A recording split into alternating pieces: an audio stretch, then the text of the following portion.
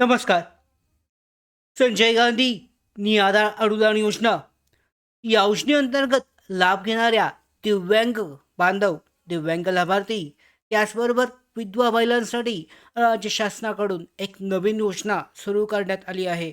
आणि या योजनेअंतर्गत लाभार्थ्यांना दिव्यांग, त्याचबरोबर या योजनेअंतर्गत लाभ घेणारे जे विधवा महिला लाभार्थी आहेत त्यांच्यासाठी दरमहा 5,000 रुपये मानधन जे आहे हे दिलं जाणार आहे.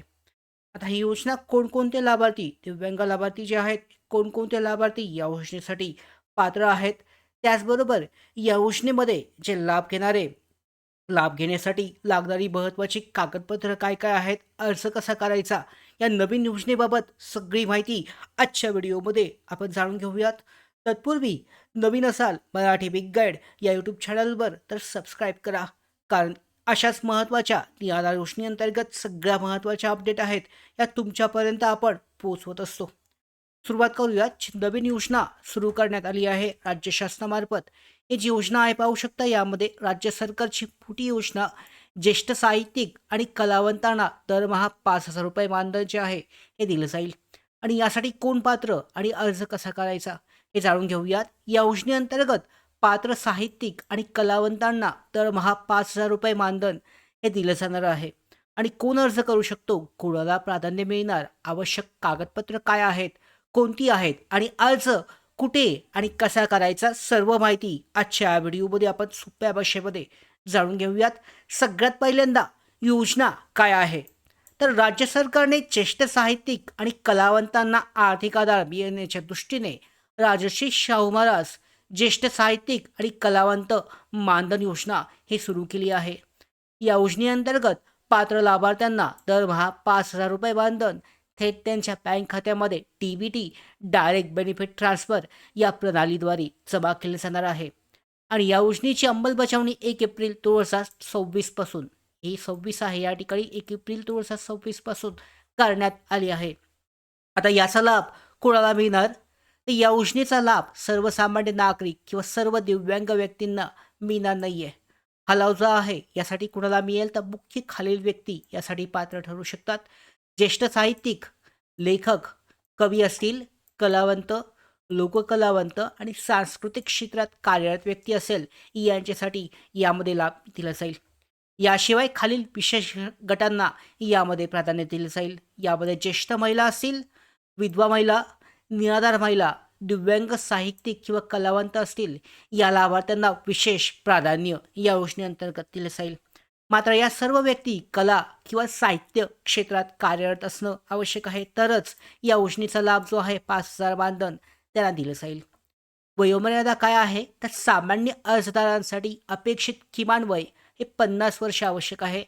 परंतु दिव्यांग साहित्यिक किंवा कलावंतांसाठी शासनाने 10 वर्षाची सवलत दिली असून 40 वर्षापासून अर्ज हा केला जाऊ शकतो. पात्रतेसाठी काय काय आवश्यक आहे, तर अर्जदाराकडे साहित्यिक किंवा कला क्षेत्रातील कार्याचे पुरावे असणे आवश्यक आहे. उदाहरणार्थ लेखक त्यांची प्रकाशित पुस्तकं, लेख असतील, कविता, सांस्कृतिक कार्यक्रमातील सहभाग, पुरस्कार, त्याच्यानंतरनं प्रमाणपत्र, कार्यक्रमांचे फोटो किंवा व्हिडिओ, वर्तमानपत्रातील प्रसिद्धी, म्हणजेच आपण साहित्यिक किंवा कलावंत असल्याचे ठोस पुरावे आवश्यक असतील. आता किती मानधन मिळणार, सुरुवातीला सांगितलं होतं पात्र लाभार्थ्यांना दरमहा 5,000 रुपये मानधन जे आहे हे दिलं जाईल. आणि ही रक्कम थेट DBTद्वारे बँक खात्यामध्ये जमा केली जाणार आहे, असल्यामुळे आधार आणि बँक खाते योग्यरित्या लिंक असणं आवश्यक आहे. आता दुसरी गोष्ट म्हणजे अर्ज हा कुठे करायचा आहे, तर या योजनेसाठी अर्ज संबंधित जिल्हाधिकारी कार्यालयात किंवा शासनाने निदर्शित केलेल्या कार्यालयात सादर करावा लागेल. स्थानिक प्रशासनाकडून अर्जाचा नमुना, अंतिम कागदपत्र आणि प्रक्रिया याबाबत माहिती मिळू शकते.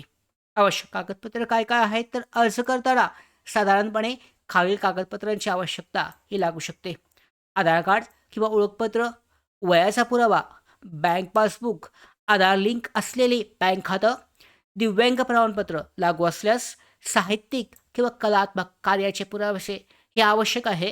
पुरस्कार किंवा सहभागाची प्रमाणपत्र, इतर आवश्यक कागदपत्र. महत्त्वाची सूचना म्हणजे ही योजना सर्व दिव्यांग लाभार्थ्यांसाठी नाही आहे, फक्त साहित्यिक किंवा कलावंत म्हणून कार्य करणाऱ्या पात्र व्यक्तींना या योजनेचा लाभ हा मिळू शकतो. त्यामुळे अर्ज करण्यापूर्वी पात्रता काळजीपूर्वक तपासणं आवश्यक आहे. अर्जदारांसाठी सगळ्यात महत्त्वाची सूचना म्हणजे अर्ज करताना शक्य तितके महत्त्वाचे आणि मजबूत कागदपत्र जे आहेत पुरावे हे जोडा. त्याचबरोबर आपले बँक खातं डी-बी-टीसाठी तयार ठेवा आणि अर्ज करण्यापूर्वी आपल्या जिल्हाधिकारी कार्यालयातून अद्ययावत माहिती अवश्य घ्या.